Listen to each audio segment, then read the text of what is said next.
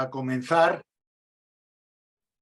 Es para mí un verdadero honor contar en esta última clase del tercer curso universitario de actualización notarial que ha organizado CEDEU junto con UBIPAN. Y hemos aprendido mucho, hemos repasado muchas cosas con unos ponentes muy brillantes que nos han ilustrado. Y hoy, para cerrar, podemos decir que tenemos a un invitado de un gran prestigio profesional, como es nuestro querido amigo notario de Ecuador, Paul David Arellano Sarasti, y aparte de ser notario, es también docente, es una persona muy inquieta, preocupada por la formación jurídica del resto, una persona muy cercana y me honra con decir que es un buen amigo. Así que, sin más dilación, sabemos que se van a ir uniendo poco a poco más personas. Dejamos con este tema fundamental, la responsabilidad penal en el servicio notarial. Luego, cuando él concluya, pues podéis anotar vuestras preguntas que se las podemos lanzar. Paul, cuando quieras. Muchas gracias. Muchas gracias, Juan Carlos, por la presentación. Muchas gracias a todos los que asisten a este curso y a quienes activan en la cámara. Andrea, muchas gracias. Y Juan Carlos, muchas gracias. Los demás que también podrán activar su cámara. Y lo importante es conversar en este tema, en este conversatorio respecto de la responsabilidad penal. Vamos a empezar con una pequeña presentación que es importante que nosotros definamos o vamos a analizar sobre la posibilidad de que el notario o sus empleados incurran en responsabilidad penal en el ejercicio de sus funciones.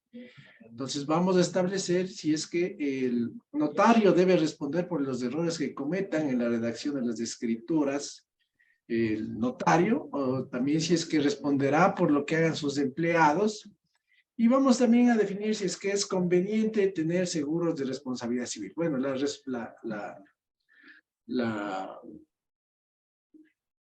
respuesta es que sí es conveniente, ¿no es cierto? Como contenido, yo tengo entendido que algunos son abogados, algunos son estudiantes de Derecho, y tenemos también algunos notarios en el seminario. Pues es importante recordar esto que es la teoría del delito. Vamos a ver los delitos de acción o omisión, vamos a ver el deber de cuidado, los delitos de falsedad, la falsedad ideológica y material, y por último la responsabilidad civil, que es lo que vamos a analizar.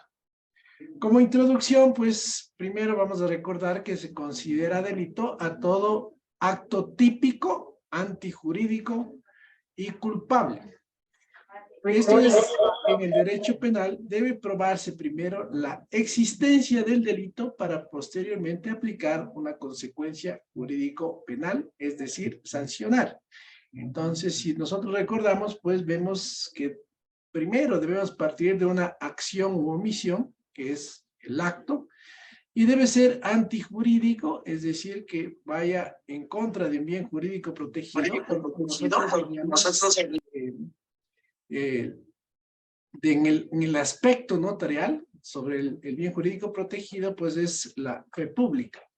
Entonces ya podemos ir enmarcando este tipo de delitos, ¿no? Y culpable es, o necesariamente es una característica de la teoría del delito que debe ser atribuible al notario o a sus empleados o a los trabajadores de la notaría, para que pueda configurarse el delito, pues, y pueda ser sancionado, sea el notario o el empleado de la notaría, que es lo que vamos a ver.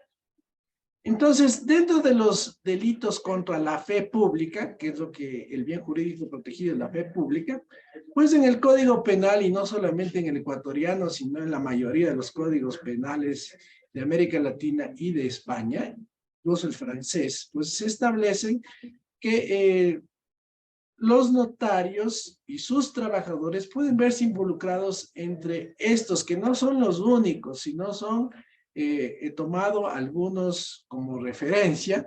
Entonces tenemos la falsificación de documentos, que es el que más ha sido sancionado en los diferentes países, tanto a los notarios como a los empleados también del servicio notarial. También tenemos otro que es la suplantación de identidad, que también se producen o se dan en las notarías, cuando uno o varios comparecientes pues suplantan la identidad de otra persona o se hacen pasar por otra persona, ¿no? Tenemos también la intervención del notario en lo que es el lavado de activos y el financiamiento del terrorismo. Esto, tanto en Europa como también en América Latina, pues los notarios están obligados a informar sobre las operaciones sospechosas que se producen o que se realizan en las notarías, en las que podría producirse un delito de lavado de activos y del financiamiento del terrorismo. Entonces, tanto en Ecuador como en España, como en Bolivia, como en Colombia, en México, pues están obligados los notarios a reportar operaciones sospechosas en las que se podría plasmar este tipo de delitos. Y la otra que también está involucrados los notarios, pues es en las estafas y otras defraudaciones que también pueden producirse en los contratos o en los instrumentos públicos o en los documentos que el notario autoriza o solemniza. Entonces podemos aquí ver diferentes tipos en las estafas que se dan. Podemos ver que se puede realizar una escritura que cumpla con todos los requisitos legales, ¿no es cierto? Pero podemos tener vicios ocultos dentro de la escritura, dentro del contrato. Entonces ahí se puede producir una estafa o una defraudación en la que no necesariamente existe responsabilidad del notario. Porque puede darse, por ejemplo, que se haga la compra-venta de un bien inmueble que cumpla con todos los requisitos, que se paguen todos los impuestos, que esté en el comercio, pero que ese bien sea utilizado, por ejemplo, para el lavado de activos o para realizar alguna actividad ilícita, como la comercialización o venta de drogas o estupefacientes o sustancias psicotrópicas, ¿no es cierto? Entonces ahí podemos ver que también puede darse. Pero debemos nosotros diferenciar con esto de los elementos de la teoría del delito, si es que existe o no existe, o llega a existir responsabilidad del notario o de sus empleados. Como ejemplo, pues vamos a analizar un caso que es un caso real, que también ha ocurrido aquí en el Ecuador, y que también ha ocurrido, como vamos a ver, en Argentina y también en España también. Pero como ejemplo vamos a poner este. Entonces podemos ver y les voy a dar lectura para poder nosotros enfocarnos en un caso práctico y poder entender de mejor manera la exposición. Pues aquí tenemos que el notario o ex notario es sentenciado a 3 años de prisión por falsificación de un documento. Entonces vamos a ver qué es lo que nos dice. Tras haber valorado las pruebas presentadas por Fiscalía, el Tribunal de la Sala Penal de la Corte Provincial de Justicia de la SUAY sentenció a 3 años de privación de libertad al ex notario Edison Moisés O por el delito de falsificación de documento privado. En la audiencia de juicio desarrollada del 7 al 21 de diciembre, los magistrados ordenaron al sentenciado cancelar $2,000 como reparación integral a la víctima. Entonces tenemos una sentencia y una reparación económica. Leonardo Moroso, garzón fiscal provincial de la SUAY, actuó en la audiencia. En la exposición de la teoría del caso señaló que Edison Moisés, durante el cumplimiento de sus funciones como notario único, dio fe de que un ciudadano acudió a esta dependencia el 16 de junio del 2016 para cumplir con la diligencia de reconocimiento de firmas dentro de un supuesto contrato de compra-venta de un vehículo. En los documentos, el ciudadano apareció como supuesto vendedor de un vehículo. Sin embargo, Fiscalía demostró que él no compareció a la notaría, puesto que desde el mes de enero del 2015 se encuentra recluido en un centro de privación de libertad, cumpliendo una sentencia por un delito sexual. Según el fiscal provincial, las firmas que constan tanto en el contrato de compra-venta como en el reconocimiento de firmas no pertenecen al propietario del vehículo. Por lo tanto, el ya sentenciado, al dar fe de su supuesta comparecencia de la víctima, adulteró, modificó y distorsionó la verdad. Fiscalía sostuvo la acusación con los testimonios del propietario del vehículo y de su mamá, además del agente de criminalística que efectuó la pericia documentológica, con la que demostró que las firmas fueron falsificadas. Entre la prueba documental se presentó el acta de reconocimiento de firmas, el de compra-venta, en el que la víctima se encuentra recluido en el lugar, y el oficio al Consejo de la Judicatura en el cual consta que el sentenciado cumplía funciones de notario en la fecha del cometimiento del delito. Entonces, vamos ahora a analizar, efectivamente, de la lectura, podríamos establecer, si es que analizamos la teoría del delito, ¿no es cierto?, que el notario no hizo una acción que vendría a ser la falsificación del documento, ¿no es cierto? Porque el notario no falsificó la firma del vendedor, ¿no es cierto? No se establece que falsificó, sino más bien lo que se establece en el texto que les acabo de leer es que la persona que firmó el documento se encontraba recluida en un centro de privación de libertad, entonces no podía haber comparecido a la notaría a firmar el documento.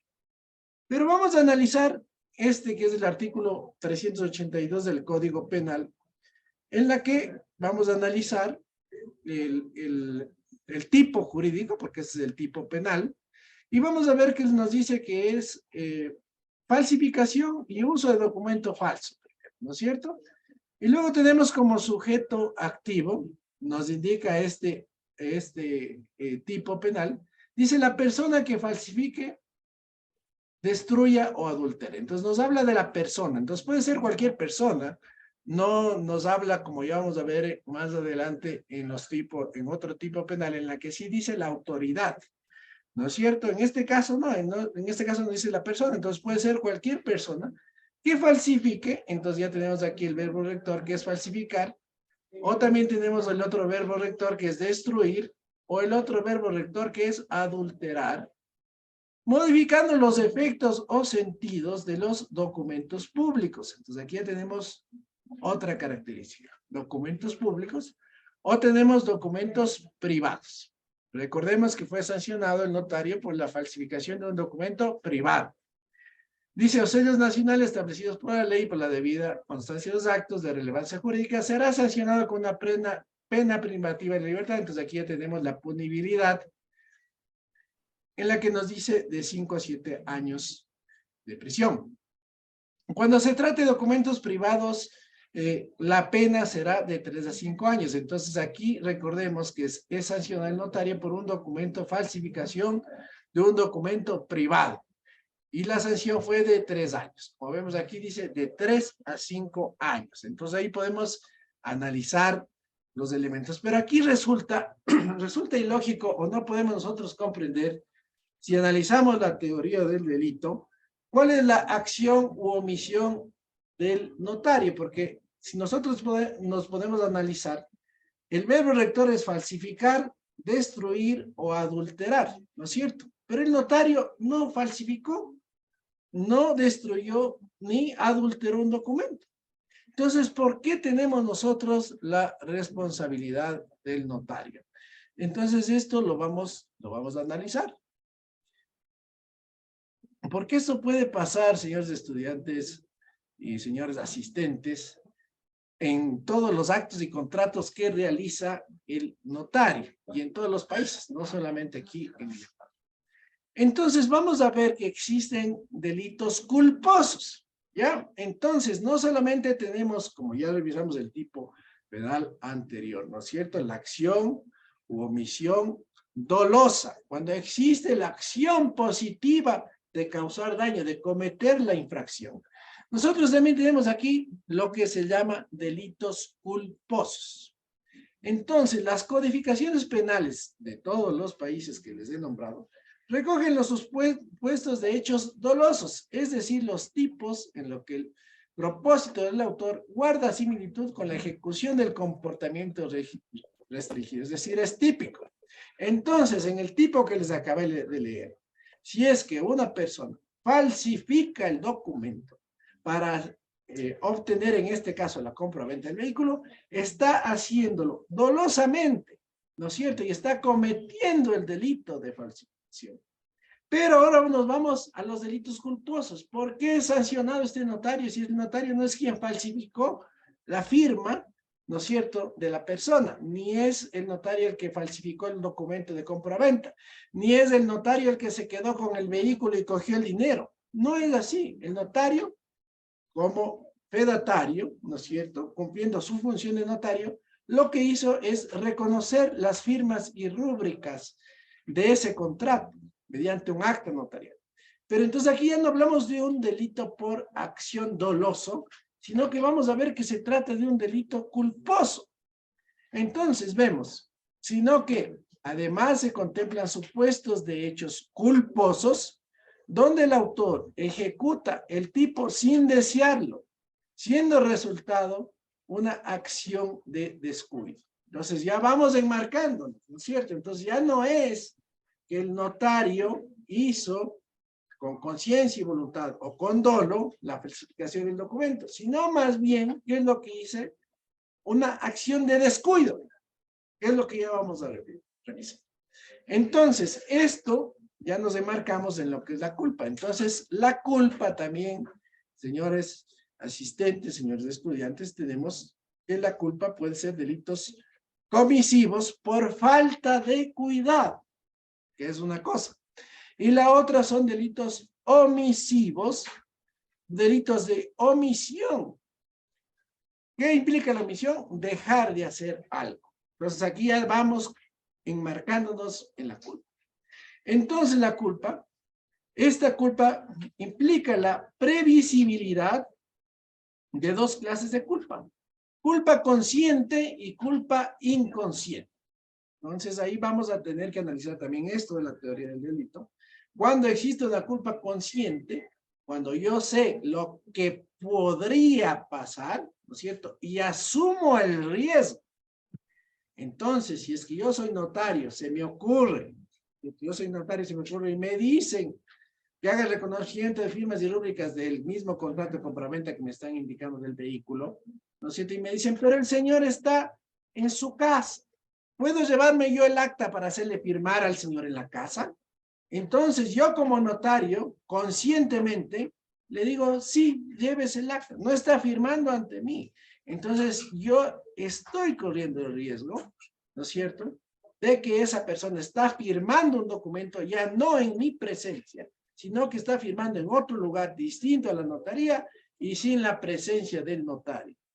Entonces ahí estoy hablando de una culpa consciente, porque yo sabía lo que podía pasar, que era que el señor o la persona no firme, y peor en este caso, que estuvo recluida en un centro de privación de libertad. La otra, que es la culpa inconsciente, que también acaba de responsabilidad, es aquella, haciendo el mismo ejemplo, en la que el notario inconscientemente no sabía el riesgo que corría, ¿no es cierto? Sino que, ¿qué es lo que hizo? No verificó la identidad del compareciente. Viene a firmar la persona, el vendedor, del notario, pues le indica el documento de identidad y el notario no toma las medidas necesarias para verificar la identidad de la persona que está firmando. Entonces ahí hablamos de una culpa inconsciente, ¿sí? Porque el notario le faltó verificar por todos los medios adecuados de quién está firmando, quién está presentando su documento de identidad, es aquel persona que está vendiendo o que está comprando. Entonces, miren, nos llevamos identificando los tipos de culpa que también podrían originarse. Y aquí debemos de analizar un punto muy importantísimo. Los notarios, y hablamos, cuando digo de notarios y las notarías, también hablamos de los empleados de las notarías, pues tienen la obligación del deber de cuidar, ¿sí? En el aspecto notarial.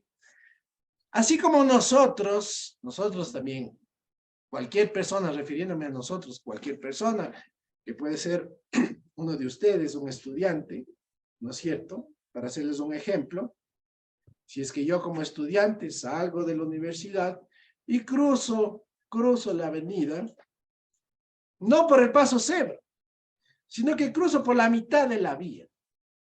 Entonces estoy yo cometiendo una infracción, ¿no es cierto? Una falta de deber de cuidado, porque no estoy haciendo lo que me establece la norma, lo que me establece las buenas costumbres, ¿no es cierto? Y lo que cualquier persona debe conocer, que es cruzar la calle por el paso cebra.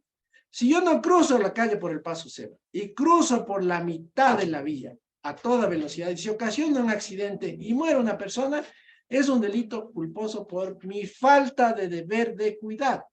Entonces, esta falta de deber de cuidado también, señores estudiantes y señores asistentes al curso, también implica en el aspecto notarial. Vamos a irnos ahora al ámbito notarial.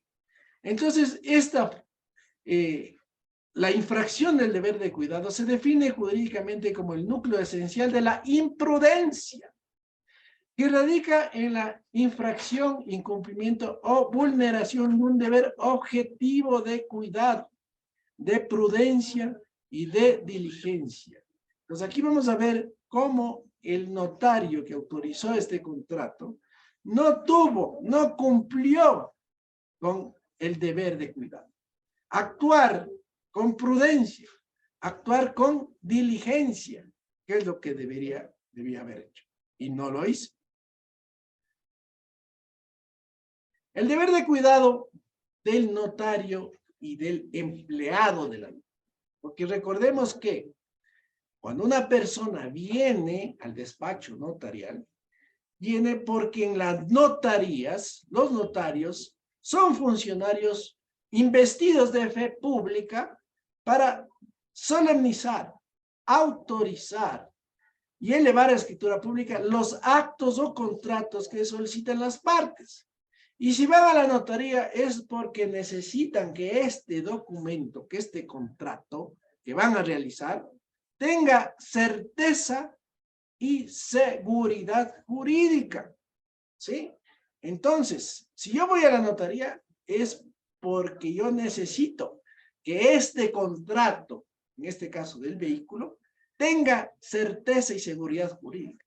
Certeza de quién me está vendiendo, dice ser la persona que efectivamente es el dueño, que me está vendiendo, que la persona que está comprando efectivamente es la persona que está comprando el vehículo, que es quien dice que es él, quien presenta su documento de identidad, ¿no es cierto? Que firma el documento en presencia del notario y el notario da fe pública de que la persona efectivamente compareció, de que se trata de esa persona, ¿no es cierto? Y de que su firma que consta en ese documento es la suya, la que utiliza en todos los actos públicos y privados.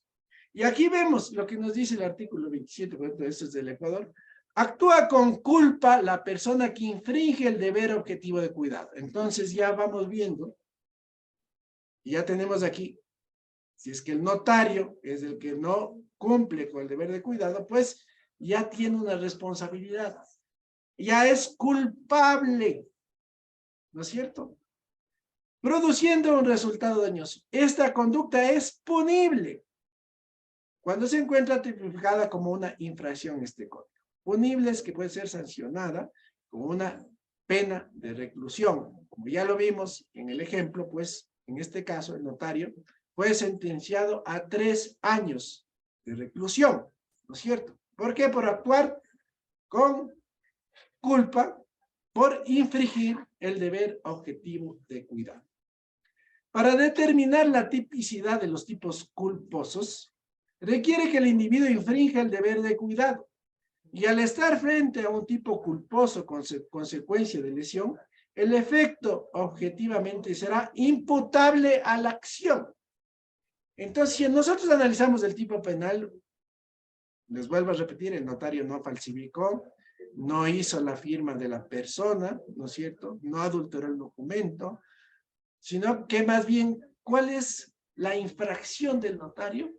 Es la falta de deber objetivo de cuidado. ¿Por qué? Porque el notario, como funcionario investido de fe pública, dentro de sus atribuciones están las siguientes. ¿Cuáles son las obligaciones del notario? Y esto venimos nosotros a enmarcarlo como el deber de cuidado. ¿Por qué? Porque el notario, al ser un funcionario investido de fe pública, un profesional del derecho, que ha sido preparado no solamente como abogado, sino también ha seguido el proceso para ser notario público, entonces hablamos de un profesional que debe cumplir con requisitos básicos, ¿no es cierto? Y entre estos cumplir con estas obligaciones. ¿Cuáles son las obligaciones? Antes de redactar una escritura pública, debe examinar el notario, como vemos aquí, debe examinar la capacidad de los otorgantes, ¿cierto? Que la persona que está vendiendo sea legalmente capaz. ¿Quién es legalmente capaz? Aquellos que han cumplido la mayoría de edad. Aquellos que ya tienen, en el Ecuador, son más de 18 años. Entonces ahí hablamos de que la persona es legalmente capaz. Entonces ahí podríamos decir de qué forma el notario pues evalúa la capacidad legal, ¿no es cierto? Es con el documento de identidad y revisando la edad, ¿no es cierto? Luego también va a revisar que aparte de que tenga la capacidad legal, tenga una capacidad efectiva, ¿no es cierto? Porque una cosa es la capacidad legal y otra cosa es la capacidad efectiva. ¿Cuál es la capacidad efectiva? Que efectivamente esta persona que quiere comprar o que quiere vender, pues sepa lo que va a hacer, ¿no es cierto? Y que tenga conocimiento, que no esté bajo la influencia de drogas, de estupefacientes, de sustancias psicotrópicas o de algún tipo de enfermedad senil, porque las personas adultos mayores también se olvidan las cosas, no saben ni qué es una notaría, no saben, no tienen una ubicación espacio-temporal. Entonces, eso no implica que la persona sea incapaz, pero sí es necesario que el notario realice esta evaluación de la capacidad. Entonces, esto es lo que hace el notario y en todos los actos y contratos. La otra es la libertad con la que comparece. ¿Qué quiere decir esto? Que no exista error, fuerza en las cosas, fuerza en las personas, amenazas, ¿no es cierto? Sino que más bien lo haga o comparezca de manera libre y voluntaria. Que las partes conozcan el conocimiento con el que se obligan, ¿no es cierto? Si yo sé que estoy vendiendo la casa, pues estoy vendiendo. Si yo sé que estoy vendiendo el carro, estoy vendiendo, ya no va a ser de mi propiedad y me van a pagar el precio, ¿no es cierto? Entonces, no solamente la función del notario es la de tomar la firma, como sí lo es en el common law, ¿no es cierto? Donde el notary public, él sí no tiene que evaluar absolutamente nada, sino que lo que hace es que la firma o evalúa o verifica que quien firma se corresponde a la misma firma. No analiza ni el contenido, no es un profesional del derecho, pero el notario de tipo latino sí. El notario tiene que evaluar esto, la capacidad, la libertad con que comparecen, el conocimiento como el que se obliga. Y que se haya pagado los derechos o los impuestos fiscales o municipales a que esté obligado el acto. ¿Qué otro deber tiene? Receptar, interpretar y dar forma legal a la exteriorización de la voluntad de quienes requieren su ministerio. El notario. Sí. Entonces, también no es que nosotros podemos delegar, ¿cierto? ¿Para qué? En este caso, el auxiliar, el ayudante, el mensajero o el cajero que no tienen fe pública, sean quienes reciban o recepten las firmas de los comparecientes. Sino quien tiene que receptar es el notario. Quien tiene que interpretar y dar forma legal a la exteriorización de la voluntad es el notario, ¿no es cierto? Podrá realizarse de manera física o de manera telemática. Esto en el Ecuador, ya el seminario del día de ayer vi que están implementándolo en España, en algunos países ya está en pleno funcionamiento, en Brasil, en Colombia, y nosotros también estamos ya con la presencia telemática de conformidad a la elección de los usuarios, es decir, los usuarios escogen si comparecen de manera física o de manera telemática a la prestación de los servicios notariales. Pero eso no implica que el notario no sea quien recepte o interprete o dé forma legal a la exteriorización de la voluntad de las partes. Así como lo hace de manera presencial, también debe hacerlo de manera virtual o de manera telemática.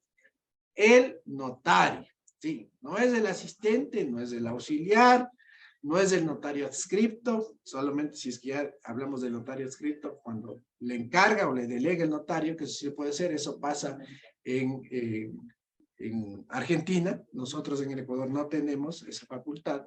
Aquí el notario es el único el que puede hacer esto. Entonces, esto viene a ser el deber de cuidado del notario, ¿no es cierto?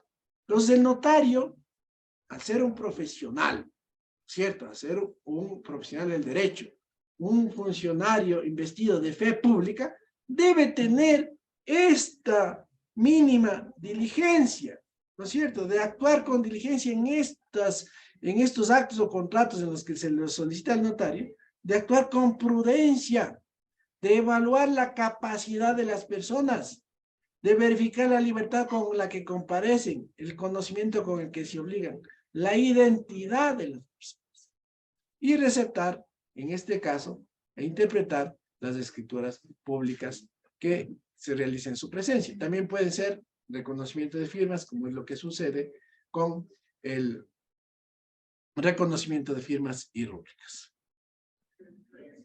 Ahora tenemos dos tipos de falsedades, y eso también es importante conocer.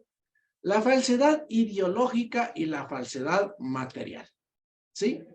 Cuando hay una falsedad ideológica, y eso también les digo a mis estudiantes, cuando no hay el arma, cuando no hay el documento falsificado, material, que lo podamos tocar, que lo podamos sentir, ahí hablamos de falsedad material. Cuando tenemos el cuerpo del delito, como se puede decir, cuando tenemos el muerto, ¿ya? Ahí hablamos de falsedad material. Cuando hablamos de falsedad ideológica, no hay un documento físico que nos diga, sí, este es el documento falsificado. No existe.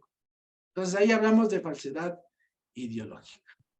Y así vemos, esta es una sentencia en Argentina, entonces en la que se procesa al escribano por falsedad ideológica, con dolo eventual, porque sin conocer a las partes, con un triplicado del DNI, del documento de la identidad, con foto borrosa y pegada, certificó la firma cuando se representó la posibilidad de la sustitución de la persona y no tomó medidas para adquirir la certidumbre, ¿sí? Es decir, no aplicó la debida diligencia, ¿no es cierto? ¿Para qué? Para evaluar la identidad de la persona que fue a firmar, ¿sí? Que firmó el documento. Entonces, incluso ya hay aquí la falsedad ideológica o dolo eventual, ¿ya? No es que el notario falsificó la firma. Lo que el notario no cumplió con su deber de cuidado, lo que vimos en la diapositiva anterior, que es ver si efectivamente la persona está vendiendo, es quien dice ser, que su documento de identidad le corresponde a esa persona y que es esa persona. Entonces aquí vemos la falsedad ideológica. La falsedad material, como ejemplo, tenemos aquí una persona que había contratado a un escribano adscripto para realizar la escritura de un mutuo hipotecario, se vio perjudicada en virtud de la conducta fraudulenta de este consistente en extender un testimonio falso. Entonces aquí ya tenemos un testimonio falso, una copia certificada por el notario, firmado por el notario, falso. ¿Sí? ¿Por qué puede ser falso? Porque no estaba en el protocolo, porque era un documento que no tenía o no correspondía a esa persona, pero ya tenemos el documento material. Entonces ahí nosotros podemos identificar y diferenciar entre cuando tenemos falsedad ideológica y falsedad material, ¿cierto? Entonces la una no existe, no hay el documento falso, ¿no es cierto?, extendido en este caso por el notario, pero en la otra sí, pues, porque el notario adscripto es el que da o extiende la copia certificada o el testimonio falso. Pues aquí sí ya tenemos, ¿no es cierto?, el documento, como les digo a mis estudiantes, ahora sí tenemos el cuerpo del fallecido, la otra no. Entonces ahí podemos nosotros establecer. Estas equivocaciones o errores también están expuestos los notarios, ¿cierto?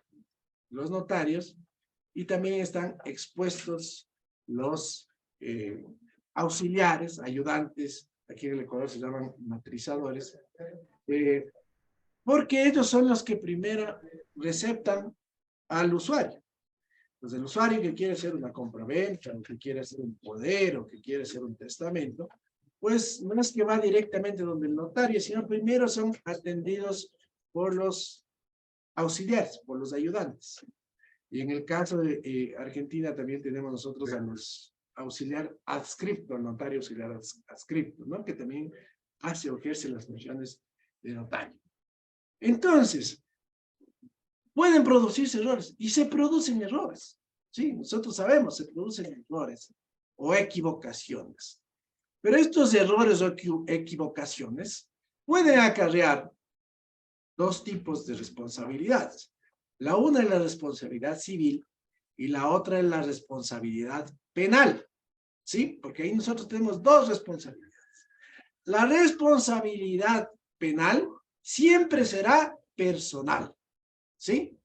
Si es que yo disparo un arma, ¿no es cierto? Si yo estoy disparando el arma, en este caso, yo soy el responsable porque yo estoy disparando el arma, yo estoy atacándole a esta persona y ejecutando el disparo. Entonces ahí en este caso estamos hablando de responsabilidad personal, ¿no es cierto? Pero no podemos hablar de responsabilidad civil, por ejemplo, si es que ocurre en la notaría el asesinato en la que un auxiliar dispara a un usuario, muere el usuario, no podemos hablar de responsabilidad penal del notario, ¿sí? Por más que sea la notaría, por más que sea el empleado de la notaría, pues la responsabilidad penal siempre será personal, ¿no es cierto? Mientras que la responsabilidad civil sí puede ser del notario, ¿sí? No en el ejemplo del arma, pero sí en el ejemplo de que los actos o contratos que se realicen en las notarías, ¿no es cierto?, tengan errores o equivocaciones atribuibles a los empleados o a los auxiliares de la notaría. Entonces, la responsabilidad civil sí es del notario. Porque yo estoy yendo a la notaría para hacer un contrato de compra-venta de un vehículo, ¿no es cierto? Y por error de la persona del auxiliar de la notaría, quien digita el contrato, o quien elabora el documento que luego va a pasar a la firma del notario, contiene errores, ¿no es cierto? No es que yo pueda decir, reclámele a mi empleado y mi empleado demándele a mi empleado para que mi empleado le pague. No puedo, porque yo soy el notario titular y yo soy el responsable de mi despacho notarial. Entonces, por eso nosotros tenemos aquí en el Ecuador, y sé que también en España también sucede lo mismo, que cualquier equivocación o error en el otorgamiento de un acto, contrato, diligencia notarial, que sea responsabilidad del notario o alguno de sus empleados, así como la omisión de alguna solemnidad, será de exclusiva responsabilidad del notario, ¿sí?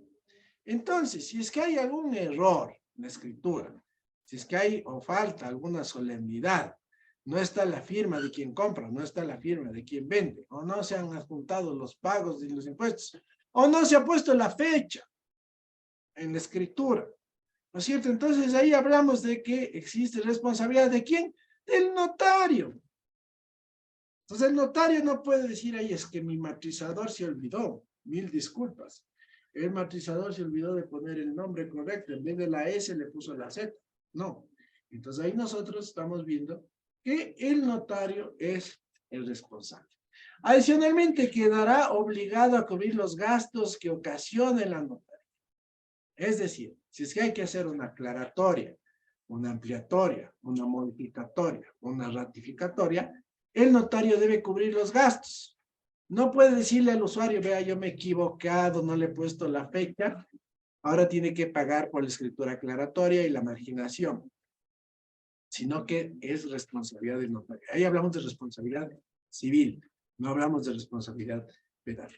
Sin perjuicio de otras responsabilidades que hubiera lugar y de las sanciones que se encuentran estipuladas en la ley para el efecto, ¿sí? Entonces, esto, muy aparte de la responsabilidad civil o penal, el notario tiene la obligación, en este caso, de, en otras palabras, arreglar el problema que se ocasionó o que ocasionaron. Cuando es atribuible a la notaría. O sea, no podemos hablar de un documento que ya se entregó y en el momento que salen pierden las hojas o dicen que ya no está completo y en fin, porque ya se entregó el documento completo y ahora es el usuario es el que perdió, sacó, mutiló el documento, entonces en ese caso ya no hay responsabilidad. Aquí vemos de esa doctrina también es argentina y habla también de la responsabilidad del notario. Entonces aquí, ¿qué es lo que nos dice? Debe responsabilizarse al escribano titular, en Argentina se llama escribano, de un registro notarial por los daños ocasionados al actor en virtud de la actuación fraudulenta desplegada por el notario adscripto. Aquí estamos haciendo el análisis de la responsabilidad civil que tiene el notario y de la responsabilidad penal que tiene en este caso el notario adscripto. Entonces, volvamos a revisar. Debe responsabilizarse al escribano titular de un registro notarial por los daños ocasionados al actor. Entonces, responsabilidad civil, el notario titular. En virtud de la actuación fraudulenta desplegada por el notario adscripto, es decir, el notario adscripto cometió, en este caso, o extendió un testimonio falso. Entonces, ¿quién comete el delito penal, el tipo penal? Es el notario adscripto. Pero ¿quién es responsable? Es el notario titular.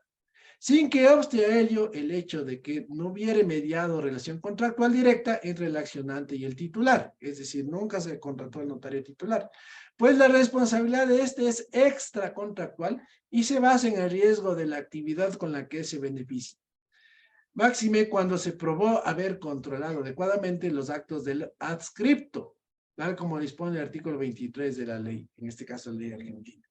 Entonces, el notario, ¿no es cierto?, en este caso, en este tipo penal, pues tiene responsabilidad civil. ¿Por qué? Porque él debía haber controlado, revisado que el notario adscripto realice los actos o las actuaciones conforme a derecho. Y peor aquí cuando estamos hablando de un tipo penal. La responsabilidad del escribano no se rige por lo previsto en el artículo 1112 del Código Civil que regula la responsabilidad de funcionarios públicos, sino que tendrá contractual frente al requiriente y extracontractual, sino media vínculo contractual entre el notario y quien resultó perjudicado. Entonces, esta es igual una sentencia en Argentina, ¿no?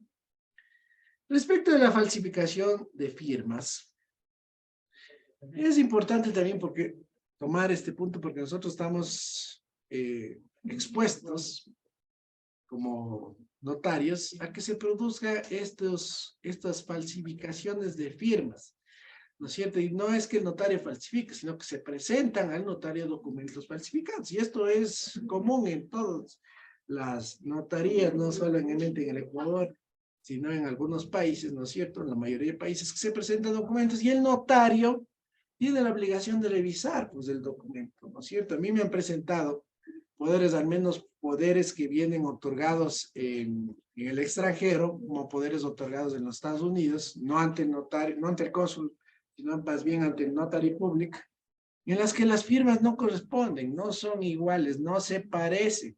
Entonces aquí nosotros tenemos un ejemplo, ¿no es cierto?, de una firma verdadera y de una firma falsa, que a los notarios, a todos los notarios, incluso a los empleados de la notaría, deberíamos nosotros tener o recibir un curso sobre cómo identificar si una firma es original o si una firma es falsificada.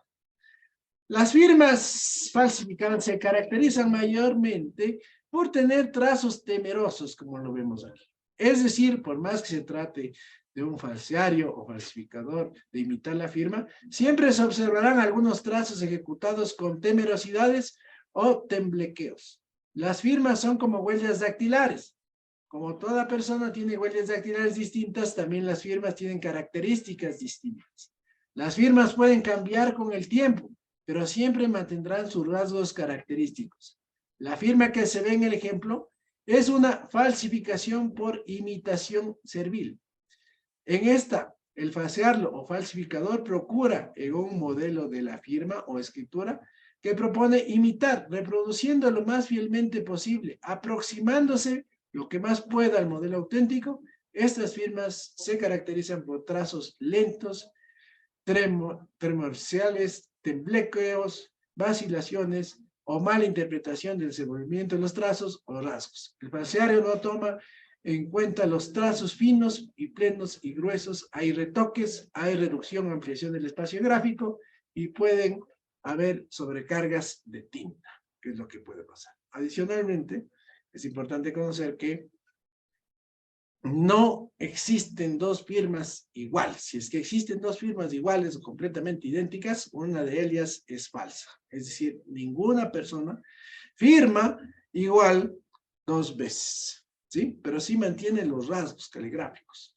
Entonces, eso es importante que nosotros podamos distinguir. Y esto, señores estudiantes, es una parte nada más, porque ahora recordemos que estamos en la era tecnológica. Y así también en la era tecnológica también hay falsificaciones. Como hay falsificaciones físicas, también ahora hay falsificaciones electrónicas. Y esto también el notario debe estar preparado para poder también evaluar ya no solamente documentos con firma física, con firma falsificada, sino también documentos electrónicos con firma electrónica falsificada o adulterada. Entonces también el notario tiene que estar preparado para poder verificar y evaluar estos problemas que se ocurren. Respecto de la responsabilidad civil, para evitar esto de aquí, ¿no es cierto?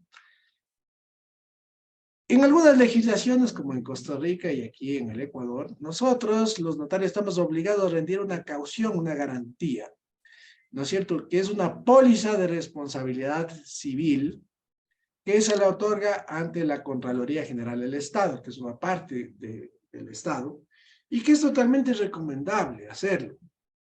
El costo aquí en el Ecuador, por ser una póliza blanket, porque esta póliza es tomada por todos los notarios del Ecuador, el costo es relativamente cómodo, podemos decir asequible, es de $400 anuales, pero cubre la responsabilidad civil, no solamente de los actos o contratos, sino también del pago de la aportación al Estado, porque los notarios, nosotros también pagamos una parte en el Ecuador el cobro de los servicios públicos notariales, van al Estado. Entonces, esta póliza también cubre y sirve para garantizar este tipo de cosas. En Costa Rica he visto también que la tienen y se difunde de manera individual, que también es importante tenerla presente. Con esto he terminado, he tratado de abordar lo más pronto posible en este corto tiempo